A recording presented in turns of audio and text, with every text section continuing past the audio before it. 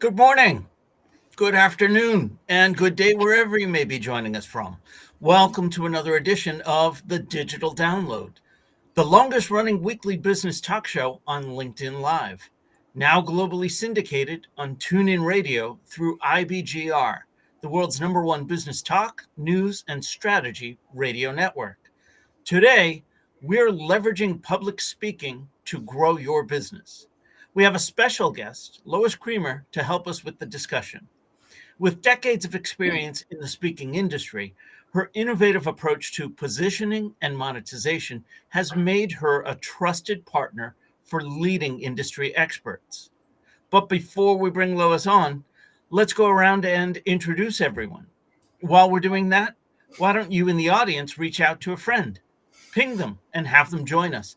We strive to make the digital download an interactive experience. Audience participation is highly encouraged. Right. With that, Adam, would you kick us off, please? Hi, everybody. I'm Adam Gray. I'm co-founder of DLA Ignite and speaking at events, something that I have loved in the past and love doing today. But it has a darker side to it as well that perhaps we can explore when we're going through the things with Lois shortly. Well, now I'm intrigued. Well, not that dark, frankly. Okay. Well, welcome. Alex, welcome. Hello. It's great to be back. I feel like Great to have you back, Alex. Oh, thank you. Such a warm welcome back. So I'm the bearded sales guy, otherwise known as Alex Abbott, and I've been away for far too long. I'm really looking forward to today's session because if you recall, Adam and Rob, my first appearance on the digital download, 3 years ago? It's almost 3 years, I think. And I was terrified. I don't mind sharing that with you. I was absolutely terrified. And I think I spent the whole hour sitting here waiting patiently for somebody to ask me a question. How'd that go? Yeah, it took a few weeks. Excellent. Welcome. Tim, good to see you. Yes, thank you. Had somebody at the front door. My name's Tim Hughes. I'm the CEO and co-founder of DLA Ignite. Welcome, everybody. Great subject again this week. And I'm famous for writing the book, Social Selling Techniques to Influence Buyers and Changemakers. Excellent. Thank you very much. And myself, I am Rob Durant, founder of Flywheel Results. I work with startups to help them scale, and I am a proud DLA Ignite partner. All right, as I said, this week on the Digital Download, we'll speak with Lois Creamer, a renowned consultant and author. Lois works with speakers, consultants, and subject matter experts, helping them build successful speaking practices and unlock new revenue streams. Lois has helped countless professionals use speaking not just as a platform, but as a pivotal part of their business growth strategy. Let's bring her on. Good morning. Lois, welcome. Good morning. I'm happy to join you. Oh, fantastic. So glad to have you here. Thank you. Lois, there's a rumor going around that you've got a book coming out. Is that right? I can't imagine how you heard that. Probably from me. Well, I just thought I'd get it in early. Thank you. Do you have one by? Do you have one by hand? You know, just. It just by coincidence I did. Oh wow! Wow! Congratulations! Where can we get one? Thank you. Well, actually, you can't get one right now. It's not coming out. It's coming out. I want one even more now. That's right. October 7th. It's the second edition of my original book, Make Money Speaking. This one is called Make More Money Speaking. And I didn't use AI to create that title, by the way. We're waving to Andrew, by the way, Lois. I know you don't come here often. So we always wave to Andrew. And Andrew sits at his desk and waves back that we can't see. Sounds good to me. It's a long ongoing joke. Tradition. Yeah. Yes. Lois, that's fantastic. Let's start by having you tell us a little bit more about you, your background, and what led you to where you are today. Well, I am here by total accident. It was never a plan, which is the way life happens for many of us. I worked in corporate sales and marketing for a number of years when I came out of college here in the States, and really liked it, got a lot of great experience, and then left corporate to raise my daughter for a number of years. Then threatened to go back to work. My husband would say, I threatened to go back. And a college friend said, I'm having a professional speaker who lives here in St. Louis call you. He's looking for somebody to run his business. And I told him, maybe you're ready to get back in the job market. And I remember telling her, well, I wish you hadn't, but okay. So he called me and we had a conversation. Wonderful, smart, brilliant speaker named Shep Hyken, Speaker Hall of Famer here in the United States with National Speakers Association, well known all around the world, quite frankly, in all the professional speaking associations. And Shep and I had a great partnership for a number of years. I ran his business, and that's how I learned the business. And the National Speakers Association asked me to start doing some breakouts at their conventions for speakers on how to sell themselves. And that's how this all started. And I wondered if there could be a business in this for me. So a little over 20 years ago, I decided, I think I'll give this a shot. I think I'll give this a try and see if there's a demand for it. And lo and behold, here I am today. And I can't tell you how surprised I am. Because listen, I remember showing up. There was a mastermind group of very successful speakers in St. Louis. Right out of the gate, they invited me in, which I was totally shocked. And I remember going to my first mastermind meeting with these brilliant folks and telling them, I've been in business, what time is it? Since noon, and I don't even know what to charge. And one of them said, well, I think, this was 1998. They said, I think you ought to charge $50 an hour. And I said, $50 an hour? I'd have to have pantyhose over my face and a gun in my hand. $50 an hour. So I left that meeting. I emailed everybody I had met in NSA, and Shep was wonderful to me. Lo and behold, nobody balked. 6 weeks later, I went to my next mastermind meeting with these incredibly talented folks. And I said, I can't believe it, but nobody balked. And the same gentleman said, well, good, because now your fee is $75 an hour when you walk out this door. And so that's kind of how I was able to start my business, by getting some great people around me in the beginning and learning the business from somebody who was very, very smart in it. Excellent. Nice. Love that. So let's start with the foundational question. How can public speaking be leveraged to promote a business? Can this work for any business? Well, I think it can work for most businesses. You could pick one that, that I might think it might not work for, but I really started my business based on my sense, being around a lot of professional speakers, that most speakers really sucked when answering the question, what do you do? Most answered by giving a vehicle that they use in a topic. So I speak on sales, I speak on leadership, I speak on. And I thought that's not a very compelling way to describe what you do. So I worked with other businesses too, small businesses, mostly around St. Louis, and helping them position what they would say in reply to that question. That's really how I started. I think for anyone, being able to answer that question, what do you do, is a foundational element of business, whatever business you're in, whatever size business you're in. And being able to answer that, to open the door to a conversation, to me, is the key. And that's really how I developed what I call a positioning statement, a concept and outcome statement of working with you for speakers. So, for example, if you ask me what I do, I could say I'm a consultant in the speaking industry, which really doesn't say much. Or I could say I work with speakers who want to book more business, make more money, and monetize their message, which says a lot more. It gives you some of the outcomes that I say I deliver. And I spoke on sales to some corporate sales teams for a while under the banner Fast Forward Selling. And my positioning statement for that, very simple, very simple. I work with organizations that want to fast forward their selling skills so they'll be better at what they do. So it's just kind of a different approach. But I think any business has to be able to answer that question to get any opportunity to do anything. I want to get your opinion on this. I teach marketing to college students, and one of the things that we touch on briefly is the elevator pitch or career prep. Yes. And so often they are asked, what do you do? And what I teach them is when somebody is asking you, what do you do? What they're really asking is the unsaid. What do you do for me?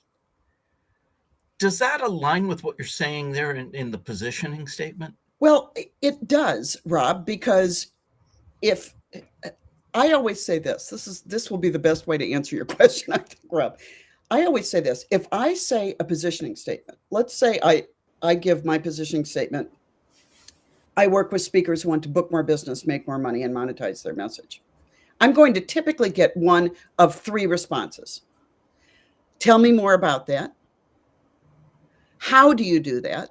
Then I'm going to talk about the vehicles that I use. Thanks for asking. I do it through speaking, writing, membership groups, courses, consulting, any number of ways, however you put it out in the marketplace.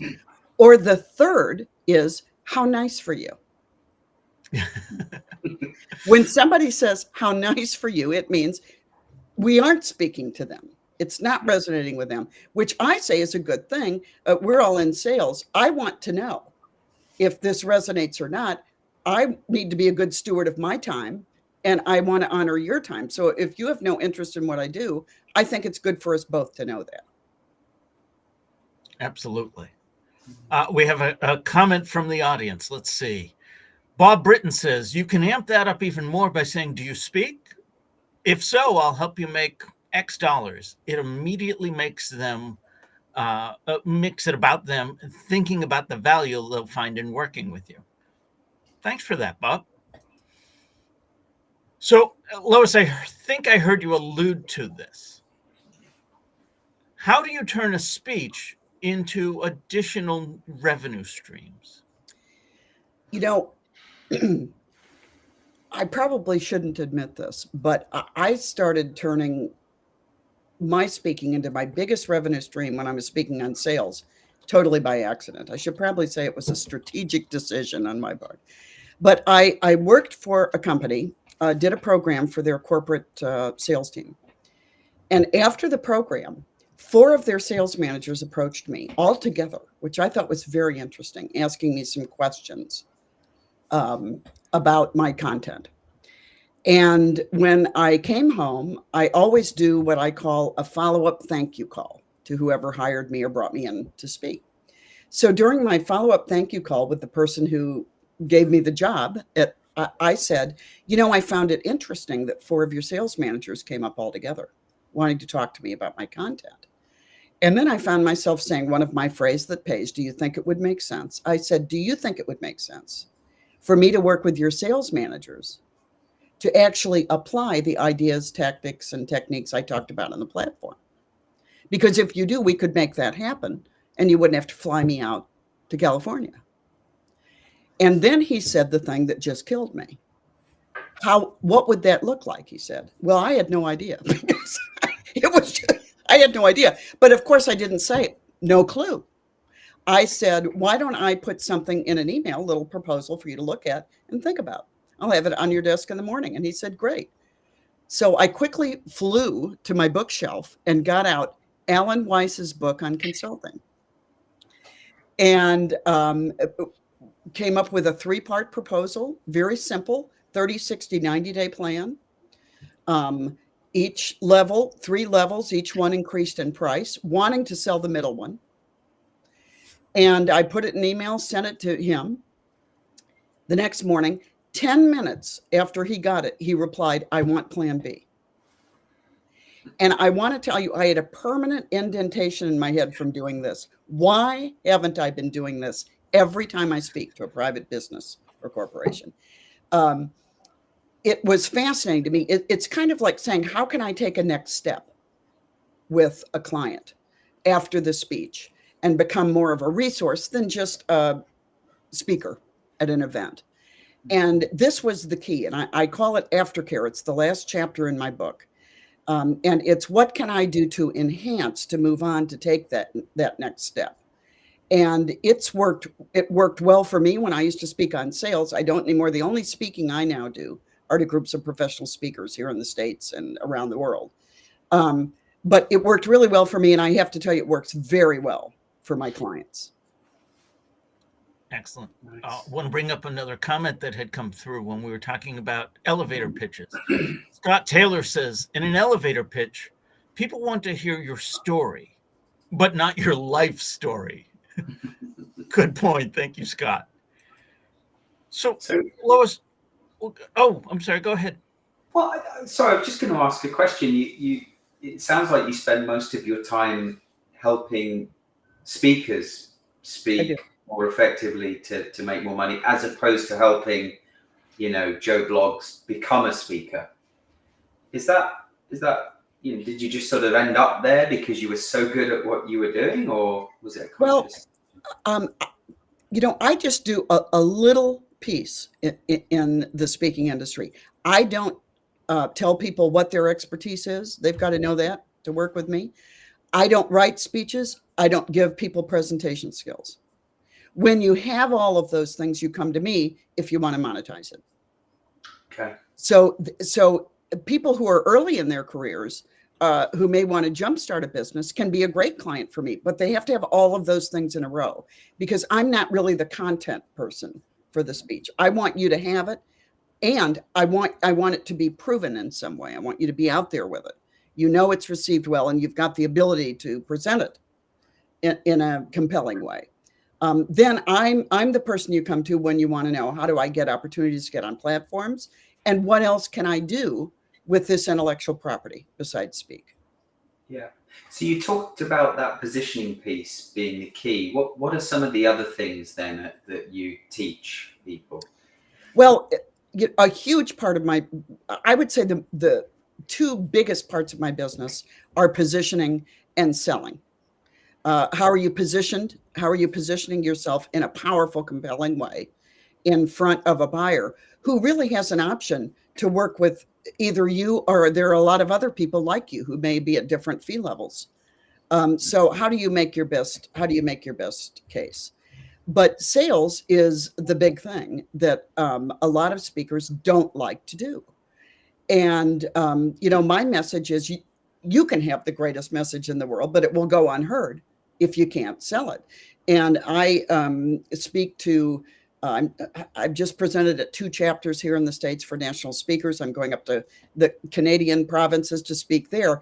And my message is this is a sales job where you occasionally get to speak. That's what speaking is to me, because if you can't sell it, you're not going to do it. So you've got to be good at sales. And I'm approached all the time by people who say, well, I just want an agent or someone to sell me. I just had this conversation yesterday. And I said to the gentleman I was talking to, so does everyone else. But most of us mere mortals have to learn to sell ourselves. And my advice is to outsource anything and everything in your business except selling. Because the people who hire you to be on the platform want to hear from the source about what you have to say and what your take is on things. Yeah. Love it. So how do you identify the right speaking engagements that will have the greatest impact on your business? Well, I'm a believer in kind of a disciplined approach, Rob. I tell my clients that I think it's a good idea to think about target marketing early on in your business. And this can be counterintuitive, quite frankly, to a lot of people who think if I cast a wider net, I'll get more interest. But the opposite is really true.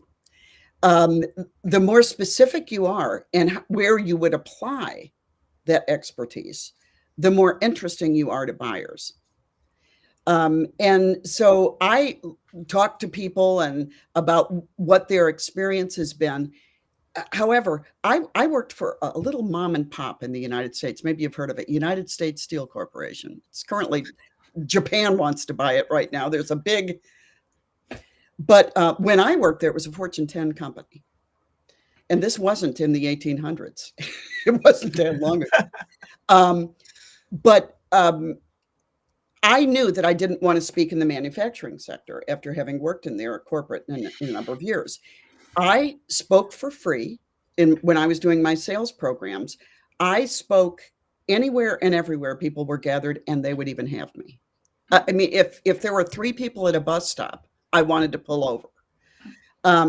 Because I recognized that the key to getting quick traction would be in testimonials. Testimonials, I say, are the economic capital of a speaking practice. They say to others that you can do what you say you can do. And so I spent a lot of time doing free presentations around St. Louis, where I live. In fact, I say I spoke at every chamber of commerce, probably within 200 miles of here.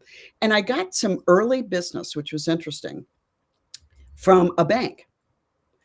And I spoke to the bank, and they liked my program. And they said, well, we have other branches. We'd like to bring them all together. And I said, well, that sounds good to me. So they did. And I decided not to tell that market that my only experience in the financial services industry was that I had a checking account and a savings account. That might make them a little nervous. But I kept getting some opportunities. So I started thinking, my material resonates here. My selling services seems to really be a great sweet spot for me. So I looked for banks, credit unions, mortgage houses, insurance companies. And each time I worked for a bank, credit union, mortgage house, or insurance company, the next one was interested in me. So I think that target marketing is the quickest way to get success. And it also gives you direction. I work with people all the time who jump into speaking and they say, you know, I have been reaching out and I'm getting no traction whatsoever. And the problem becomes this: when everyone is your market, who in the hell do you reach out to? Inevitably, when I do a program for a National Speakers Association, I just did one in Tampa right before the hurricane. I was happy to get out. Gentleman approached me and he said, I'm newer. I've got a great program in customer service. I've got a customer service background. I said, great. Where do you think that would really resonate? He said, anyone who wants a real culture of service will love this program. So I said, let's go call everybody and see if they're interested. And the problem is that when everybody's your market, you sit at your desk and you don't know where to go because it's too overwhelming. When you pick a target market, when you pick a lane, you have an idea of where to go. And it doesn't mean that you can't speak in other markets. I mean, some speaker bureaus in the United States booked me when I was doing sales programs. I remember them calling saying, we've got a gig we want you to do for the International Association of Flag Manufacturers. And I thought, well, isn't that interesting? And I said, I'd like to talk to them to make sure I'm a fit. And I was a fit. But after that event, and they were happy, I didn't come back here to my office and say, okay, who else in the flag manufacturing industry should I be looking out for? I went back to financial services. But so it doesn't preclude you from working in other industries, but it just gives direction as I'm looking to chart my own course, because no one's going to think as much about my business and my busyness as I am. No bureau, no agent is going to. Couple of contrarian ideas there I want to pick apart. But first, we have a comment from the audience. Lori Richardson checking in. She says, sales is the big thing. This is a sales job where you occasionally get to speak. So true. Proud to be in sales. Yes. Hey, Lori, thanks for checking in. And let me just say, Lori, it wasn't until I was in my own business for a few years that I realized my entrepreneurial journey which may be more than you want to know, but you're going to hear it anyway, began at age 11 when I started offering to walk dogs in my neighborhood for people who were gone all day and didn't get home till 6. So I said, after school, I'll come and I'll walk your dog. And the youngest of 4, I made more money than any of my siblings. And then it kind of grew into, when you're going on vacation in the summer, you can take your dog to a kennel, or I'll watch it in the home and walk it. And of course, because I'm a dog lover and I felt sorry for the dogs being alone, I was all day, I was going from house to house, spending time with the dog. So really, that's when I started thinking, I wonder if there's a need that I could fill. But really, you can't do anything with your great talent, with your great abilities, if you can't sell it. And if you can't talk about it in a highly promotional way. I realize I'm speaking to the choir here with you, gentlemen. So let's assume that I'm moderately competent in front of an audience, and I'm able to present stuff. So how can I use speaking as a tool to promote what it is that I do if I don't want to be an event speaker as a career, or I don't envisage that as being my future? Because many of the people that tune into the show will run small businesses and would love to have a captive audience. And my comment at the very beginning about the darker side of this is, and Tim and I have seen this many, many times, you go to an event and someone is being paid to speak and they're a brilliant speaker. You go to an event and somebody is speaking for free, well, it becomes a pitch. And that's kind of quite distasteful for the audience in many instances. So how do I, not wanting to pitch to an audience, make use of speaking as a tool to grow? Well, let me just say this. If you're in an audience and someone is pitching to you, it's not the fault of the pitcher. It's the fault of the meeting planner, who did not set up the criteria, the rules of engagement for that program. And there is never a time, ever, never, ever, where I have gone on a platform without understanding very clearly the terms of engagement. And that's my responsibility. That's my responsibility. And it's the meeting planner's responsibility to let me know. But I am very proactive doing what I call pre-program work. I did a pre-program questionnaire before every event I did. I wanted to know who's in the audience, what would a win look like to you? What's the most important thing you want me to accomplish? What is the audience makeup? I think this, Adam, I think it is so important. And I will share with you, I got back a pre-program questionnaire. Adam, I was invited to present at the International Association of Ticket Brokers. You won't be surprised, it was in Las Vegas. Okay? And on the pre-program questionnaire, it said, your audience will be primarily men. I was doing a breakout, about 300 people, predominantly men. So I always like to go down early. I like to ask people, why are you here? What did you come here wanting to know? Because if it's something I can add, I'll add it. I went down and realized in short time, the room had 298 men, one woman sitting in the front row smiling, and me. And I was that is predominantly men, isn't it? Predominantly men, Adam. But totally, very clear, wasn't it? I realized early on, and by the way, I was introduced and was met with a smattering of applause. And I was met with a lot of people with their arms crossed. And I knew that I had to say something. There was an elephant in the room. And so I literally was introduced, came out and said, I'll be right with you.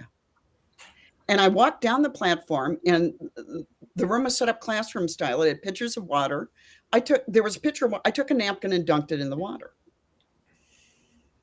Wrung it out, went back up on stage and started dabbing my neck and my head. And I said, you gentlemen will have to excuse me. I'm having hot flashes today.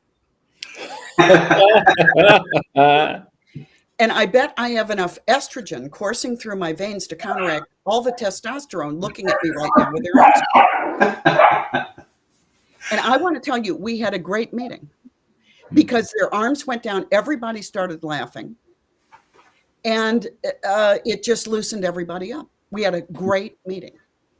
So on that, was that a pre-packaged comeback that you'd already thought of, or did you do that on the spur of the moment? No, because I did not think I wasn't going to make a big deal about that it was predominantly men. I mean, I might have said something off the cuff, Adam, during the program, but no, this was not a plan because I had no idea that that's how they defined prominently men. But when I was introduced, the one woman in the front row was really happy. But I mean, the energy in the room was not with me because I knew that all of the men sitting there, and I'm not criticizing anyone, but they were thinking, what is she going to have to tell me? That's what was going on in the room. So I knew I had to do something to counteract that in order to be really effective. And I had an association management group here in the States that sent me to a lot of the associations that they represented, and he was sitting in the room. So I really wanted him to be happy. And so I knew I had to do something, and I really just thought of it.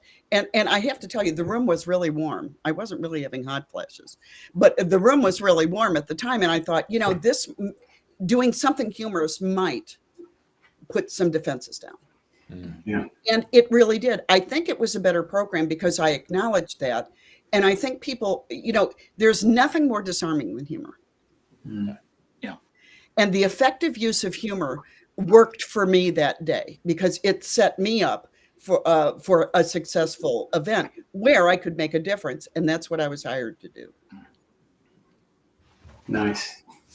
Lois, some of the things that you said are counter to what most people starting out in business believe. For example, most people starting out in business want to sell to everyone. And you said everyone is not your audience.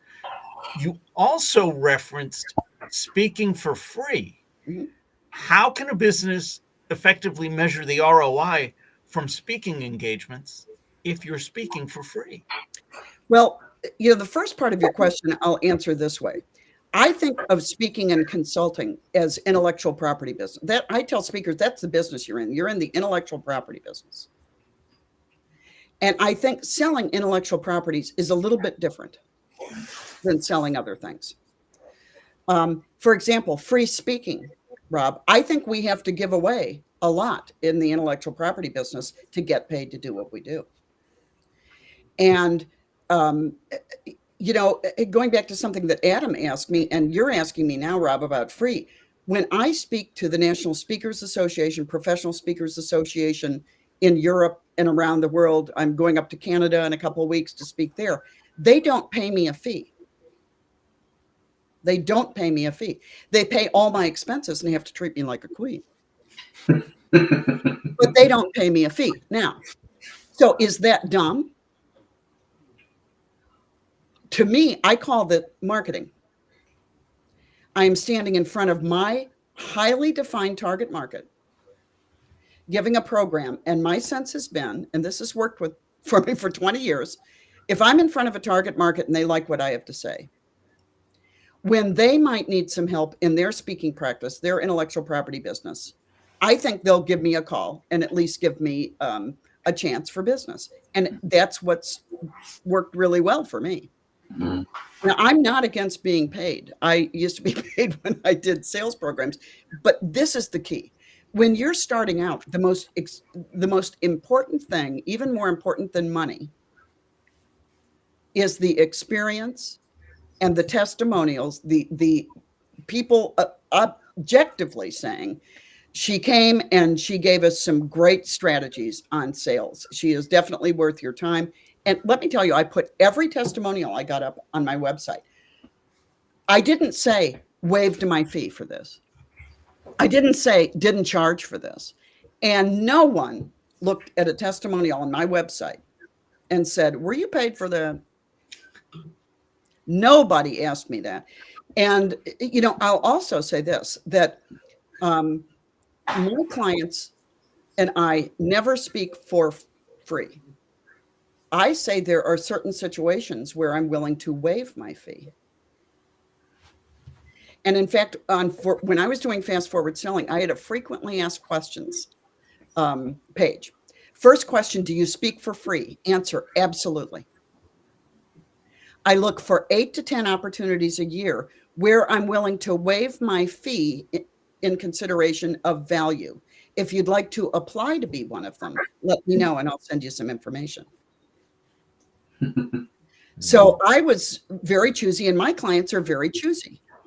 I waived my fee, for example, for some big association meetings where everybody in the audience was a buyer, and the fee that they would have paid me to present there was chump change compared to how I was able to leverage it for everybody in the audience who went back to their individual business and said, she had a great message, we ought to bring her in.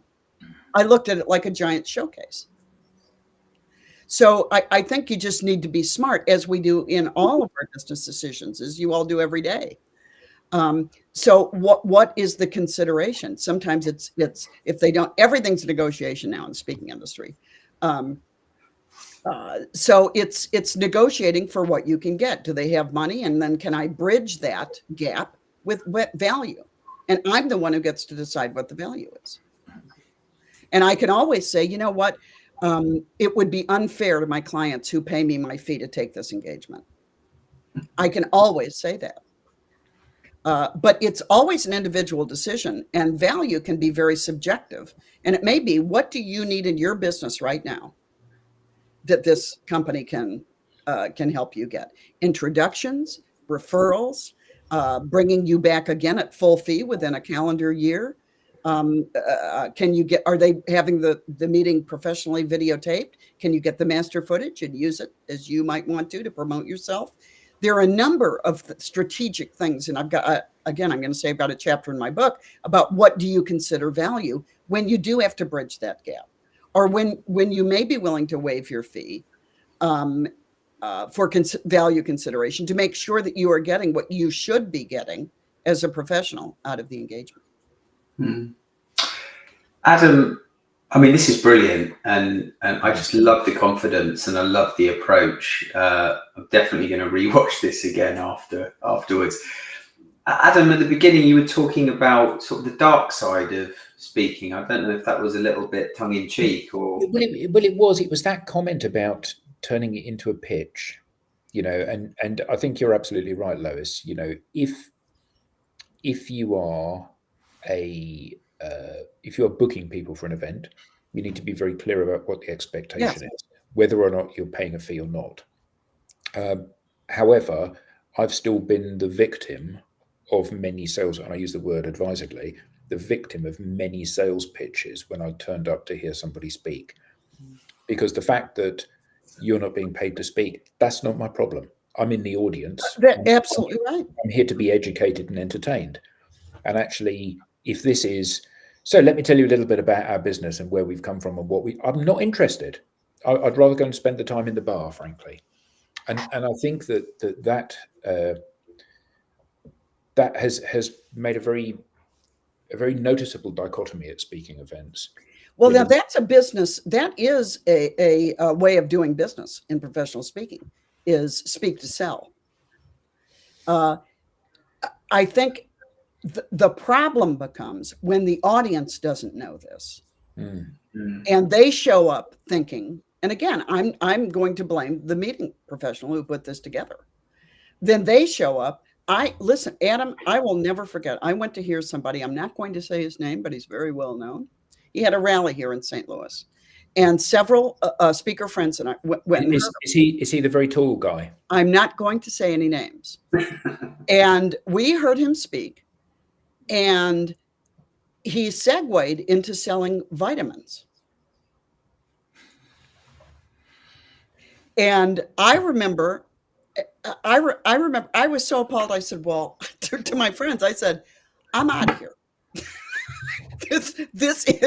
It's not like here's a book. If you like what I have to say, you can read more about me, or vitamins. And so I did not understand that was going to be part of it. And it bothered me enough that I actually left. Some of my friends stayed, a couple left with me. But there's nothing wrong with that model, business model. What is wrong is when it's a surprise to the audience.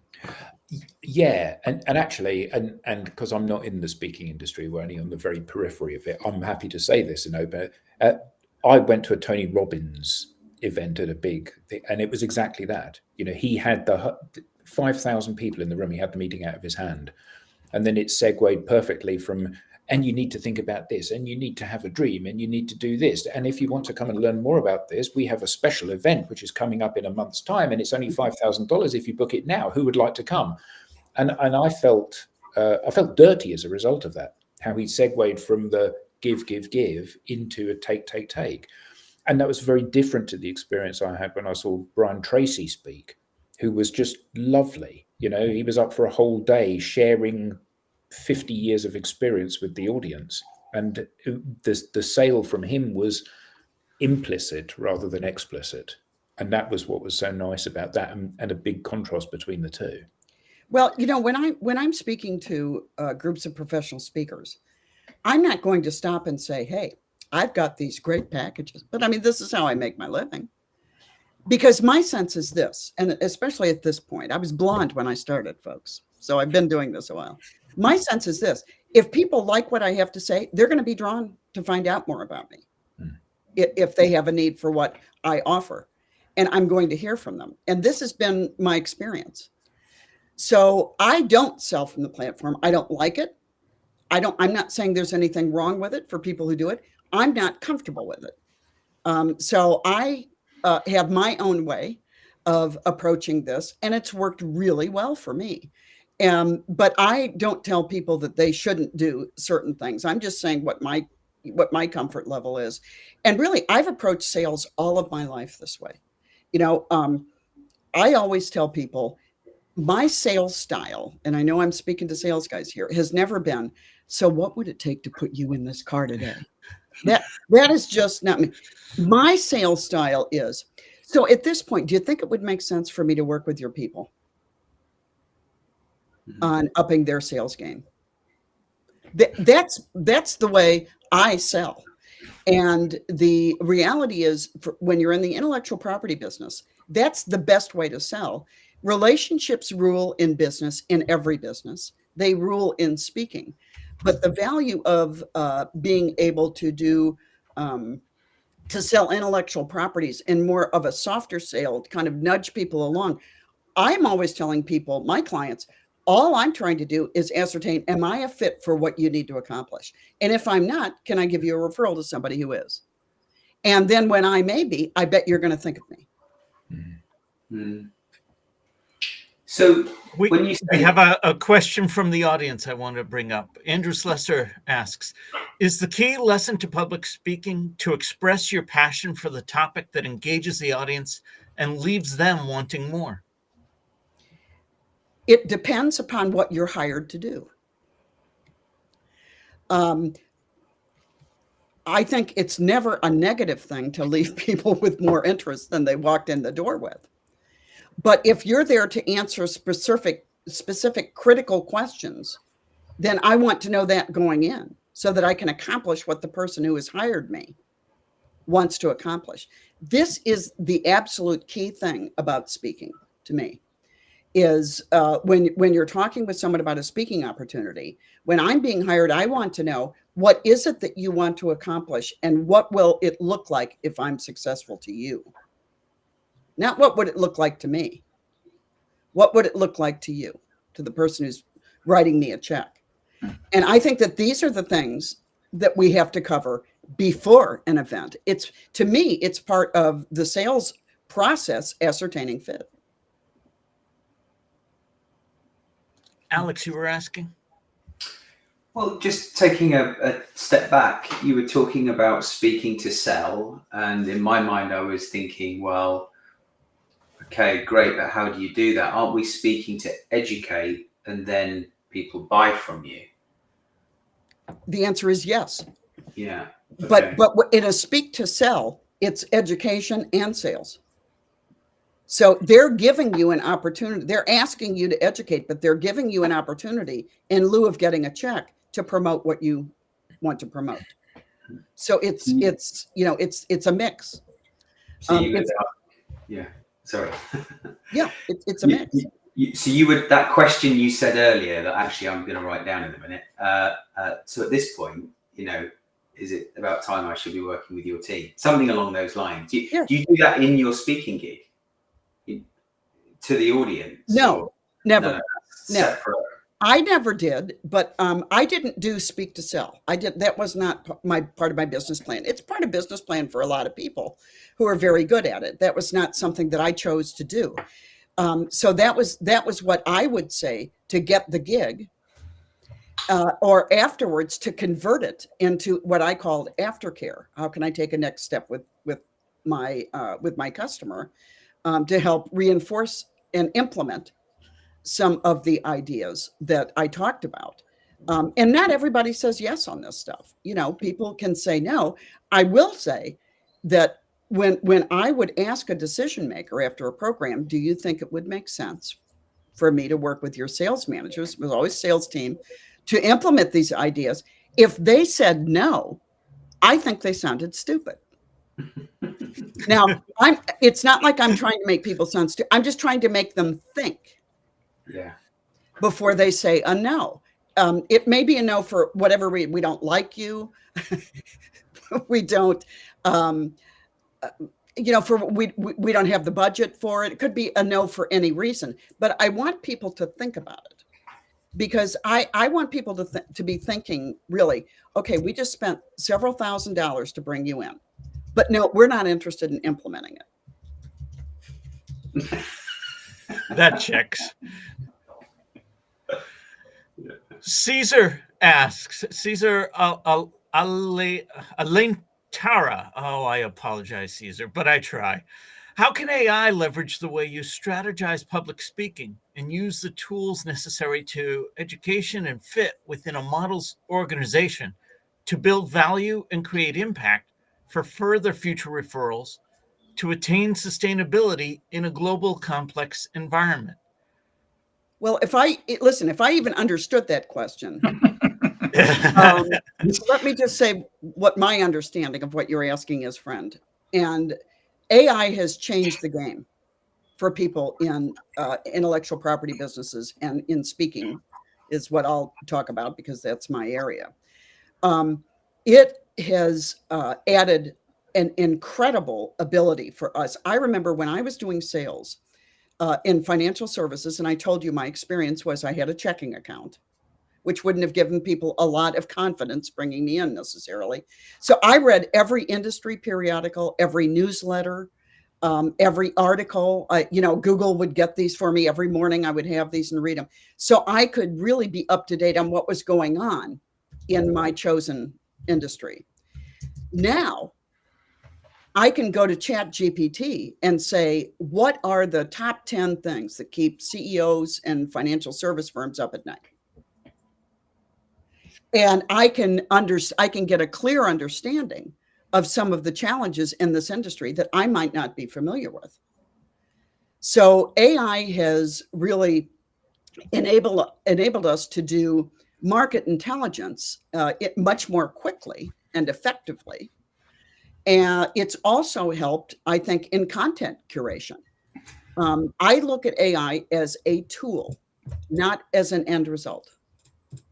I think that that's very important for people to realize. But I was just talking with, we have an expert in National Speakers Association in the United States, Terry Brock. He's a CSP, Certified Speaking Professional, Speaker Hall of Famer. And Terry speaks on the future of work in AI. And I remember talking to Terry when I was in Tampa a couple of weeks ago, and he was in the audience. And I remember saying to him, remember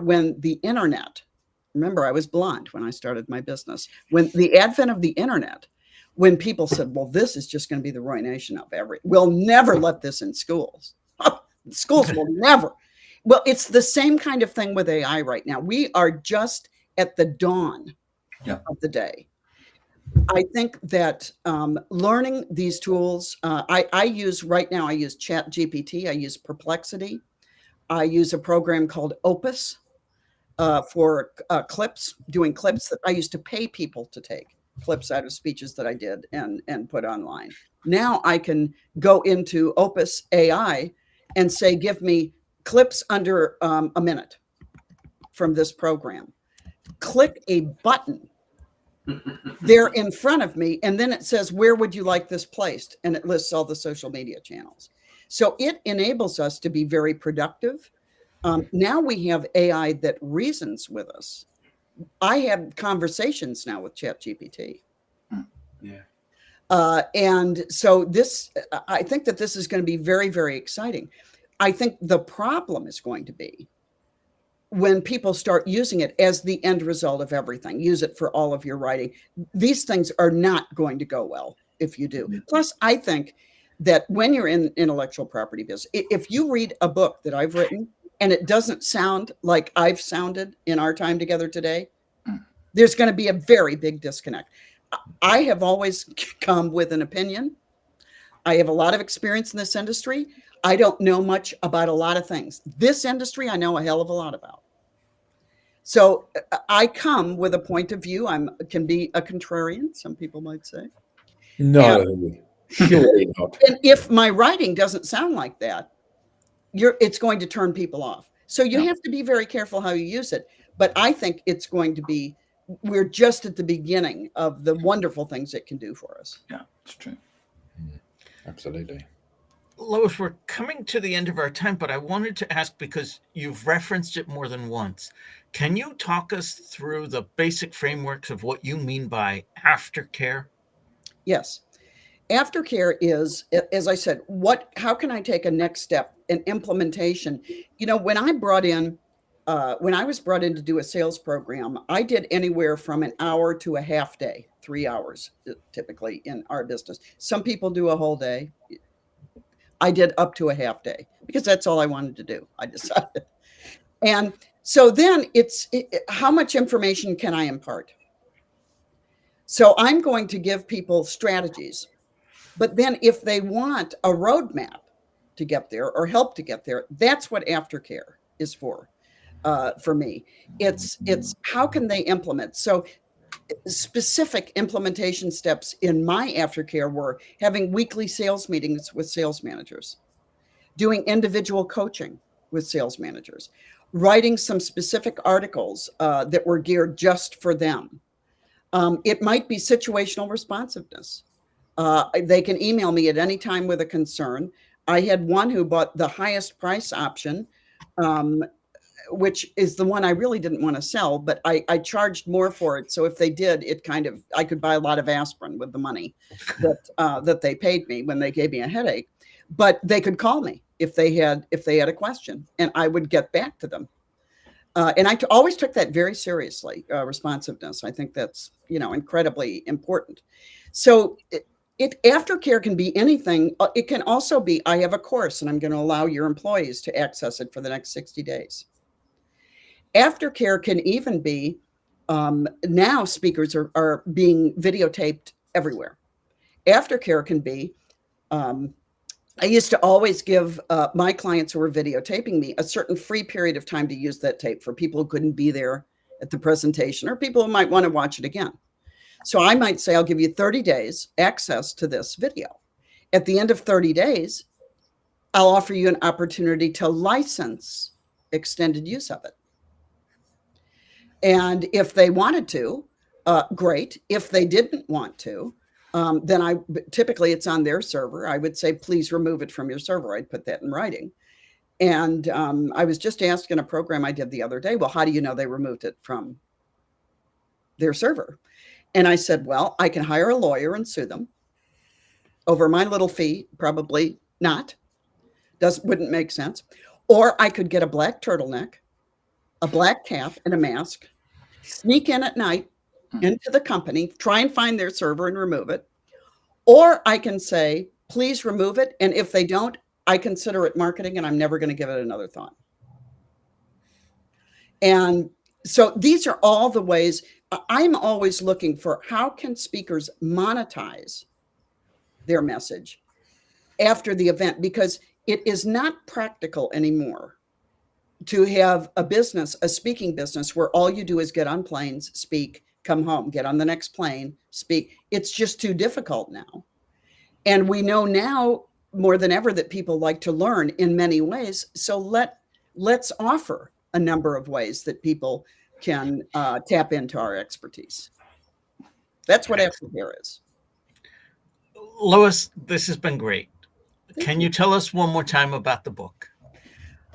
Love talking about the book. It's Have you going got to a book, be out. Lewis? It's going to You be should have out. said. I know. You've not mentioned yet. This is the original.